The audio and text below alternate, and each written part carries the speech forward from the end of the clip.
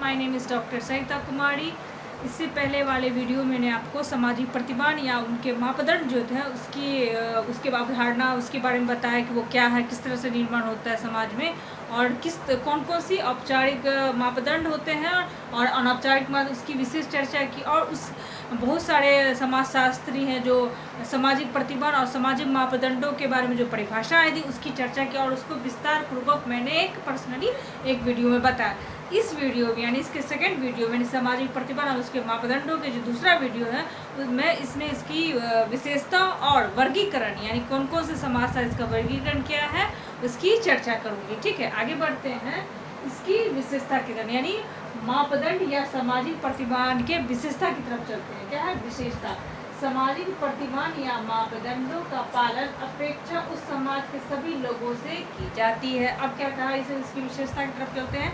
तो क्या कहा गया कि सामाजिक प्रतिमान जो उनके मापदंड होते हैं के पालन की अपेक्षा यानी उनके जो मापदंड और सामाजिक प्रतिमान जो होते हैं समाज में इसको पालन करना, इसको निभाना, ये समाज के सभी व्यक्तियों के समाज के सभी लोगों के लिए जरूरी है। क्या सभी लोगों से की जाती है यानी उससे अपेक्षा की जाती है कि समाज के जितने भी लोग हैं वो सामाजिक मापदंड और सामाजिक प्रतिमानों की उसके अनुसार कार्य करें, सामाजिक प्रतिमानों के अनुसार कार्य करें, उनके काम करें और उनको माने। ठीक है, इसमें क्या है, इसमें छोटे बड़े लिखित तथा अलिखित दोनों ही सब आते हैं। क्या है इसमें क्या कहा गया है, इसमें छोटे बड़े लिखित क्या कहता है, इसमें समाज के वो नियम होते हैं जो छोटे भी होते बड़े भी होते और लिखित या अलिखित भी होते हैं। क्या क्या इसमें छोटे बड़े लिखित और अलिखित दोनों ही तरह के कानून और प्रतिमान आते हैं।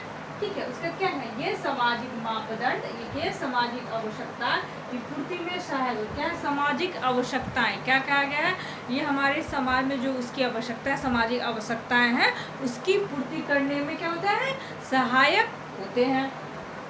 इनका पालन बाहरी दबाव के कारण नहीं होता। क्या है, इनका जो पालन होता है इसका मतलब बाहरी दबाव के कारण नहीं होता। यानी हम कोई आपको समाज से बाहरी दबाव कोई डाल रहा है यानी बाहरी फोर्स जो है इसमें काम नहीं करते। क्या है, इनका पालन बाहरी दबाव के कारण नहीं किया जाता बल्कि इसलिए किया जाता है कि ये मानव व्यवहार को अभिन्न अंग है। क्या कहते हैं, इसका बाहरी दबाव के कारण इसका पालन नहीं किया जाता है, पालन इसलिए किया जाता है कि ये मानव व्यवहार का अभिन्न अंग बन गया है। ठीक है, बन गया है। ठीक है, ये मानव का पथ प्रदर्शन करते। क्या कहते हैं, ये मानव का पथ प्रदर्शन यानी सामाजिक प्रतिमान और जो मापदंड होते हैं व्यक्ति के पथ प्रदर्शन करते हैं, उनको सही गलत की धारणा के बारे में बताते हैं, उचित अनुचित के बारे में जानकारियां देते हैं।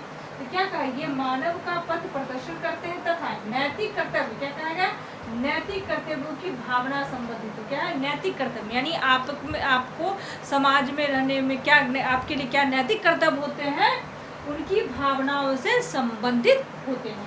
क्लियर है, आप इसकी विशेषताओं के बारे में ध्यान से देखिए और सुनिए। और ये याद रखिएगा कि कभी कभी लघुत्तरीय प्रश्न में हो सकता है कभी पूछ दे कि सामाजिक मापदंड या प्रतिमान की विशेषता के बारे में चर्चा करें, या समाज में सामाजिक मापदंड की परिभाषा बताएं, या सामाजिक मापदंड की विषय अवधारणा तथा उसकी परिभाषाओं की चर्चा, ये आपसे पूछा जा सकता है। ठीक है, इसके सामाजिक मापदंडों के विकल्प भी होते हैं। क्या सामाजिक जो मापदंड होते हैं उसके विकल्प भी होते हैं। ठीक है, उसके क्या है, सामाजिक नियंत्रण में साधन यानी समाज का जो नियम कानून होता है यानी सामाजिक प्रतिमान होते हैं, सामाजिक मापदंड जो होते हैं, सामाजिक नियत यानी समाज में जो समाज का जो कंट्रोल होता है, समाज में कोई गलत तरीके से व्यवहार न करे, गलत आचरण करता है, इस नियम कानून के द्वारा समाज में जो नियंत्रण होता है सामाजिक नियंत्रण में साधन होते हैं। उसका क्या है, इनका संबंध परिस्थिति, उपयोगिता, आवश्यकता एवं पूर्ति से होता है। क्या कहा भाई, इनका संबंध यानी सामाजिक मापदंड और उसके प्रतिमानों का संबंध किससे होता है, परिस्थिति यानी आपकी जैसी यानी समाज में व्यक्ति की कैसी परिस्थिति है, किस तरह उस परिस्थिति के अनुसार उसके उपयोगिता यानी उस नियम कानून के उस समय क्या उपयोगिता है उसके अनुसार, उसके बाद आवश्यकता है यानी इस नियम कानून के इस समय क्या आवश्यकता है, और लास्ट में पूर्ति, क्या पूर्ति कैसे करनी चाहिए। कहता है इनका संबंध उपयोग परिस्थितियां, उपयोगिता, आवश्यकता एवं पूर्ति से होता है। ठीक है, ये आपने जाना सामाजिक प्रतिमान और उसके मापदंडों की विशेषता के बारे में। अब चलते उसके वर्गीकरण की तरफ। क्या है मापदंड या सामाजिक प्रतिमान के वर्गीकरण क्या है? किंग्सले डेविस ने निम्नलिखित प्रकार बताया, यानी समाज शास्त्री जो किंग्सले डेविस थे उन्होंने समाज मापदंड और प्रतिमान के निम्नलिखित प्रकार से वर्गीकृत किया है। पहला क्या है? जनरीतियाँ। क्या है? समाज की जनरीतियाँ, इससे हम समाज को कंट्रोल करते हैं। उनकी जो वर्गीकरण उसका क्या है आपका? जनरीतियाँ। उसके क्या है आपका? रूढ़ियाँ। ठीक है, ये देखिए जनरीतियाँ, रूढ़ियाँ, प्रथा, ये जो बताया गया है जनरीतियाँ, रूढ़ियाँ, प्रथा, परिपाटी, विशिष्टाचार, ये सब जो क्या आते हैं आपके अनौपचारिक, क्या आते हैं अनौपचारिक में, क्या आते हैं अनौपचारिक मापदंड में। ये मैं पहले ही बता चुकी थी कि आपसे पूछा जा सकता है कि जनरीतियाँ, रूढ़ियाँ, जो प्रथाएं होते हैं किस परिपाटी में आती है, औपचारिक संस्था है या अनौपचारिक? तो आप क्या बोलिएगा? ये अनौपचारिक है। क्या है? ये अनौपचारिक सामाजिक प्रतिमान या मापदंड है। क्लियर है? तो क्या है? किंग्सले डेविस ने निम्नलिखित प्रकार बताए, यानी उन्होंने वर्गीकरण जो किया है किंग्सले डेविस ने, उन्होंने किस तरह से बताया? तो पहला उन्होंने दिया जनरीतियाँ, उसके बाद उन्होंने कहा रूढ़ियाँ, प्रथा, विधि, कानून, संस्थाएं, परिपाटी या शिष्टाचार। क्या कहा है? परिपाटी या शिष्टाचार। इसका फैशन या धुन। तो ये किसकी वर्गीकरण है? ये किंग्सले डेविस का वर्गीकरण है। उन्होंने वर्गीकरण को कितने 7-8 भागों में बांटा है। जैसे कि उन्होंने कहा जनरीतियाँ हुई, ठीक है, उसके रूढ़ियाँ हुई, प्रथा हुआ, विधि हुआ, कानून हुआ, संस्थाएं हुए, और परिपाटी और शिष्टाचार एवं फैशन एवं धुन। ये किंग्सले डेविस ने समाज मापदंड और प्रतिमान को वर्गीकृत किया है। अब आते हैं बी स्ट्रीट के अनुसार। क्या कहते हैं? बी स्ट्रीट के अनुसार निम्न प्रकार इन्होंने वर्गीकृत क्यों किया मापदंड और प्रतिमानों को, उनका इस तरह से बताया। उन्होंने पहला क्या कहा? सामुदायिक। क्या है? सामुदायिक प्रतिमान। क्या कहा भाई इन्होंने? सामुदायिक प्रतिमान, जिन प्रतिमानों का संबंध सारे समाज या समुदाय से होता है। क्या कहा उन्होंने? कि जिन प्रतिमानों का संबंध सारे समाज या समुदाय से होते हैं, यानी हमारा समाज और समुदाय से जो प्रतिमान संबंध रखते हैं, जो समाज में मौजूद है, तो कहा जिन प्रतिमानों का संबंध सारे समाज या समुदाय से होता है, जैसे अभिवादन करना तथा वस्त्र पहनना। ये देखिएगा, किसी समुदाय में चले या किसी समाज में चले या किसी को शिष्टा से अभिवादन करना, अभिवादन करना या वस्त्र पहनना, ये सभी समुदाय में, समाज या समुदाय में पाया जाता है। क्या कहा है? बी स्ट्रीट के अनुसार निम्न प्रकार से वर्गीकृत किए क्या उन्होंने मापदंड और प्रतिमानों को। उन्होंने क्या?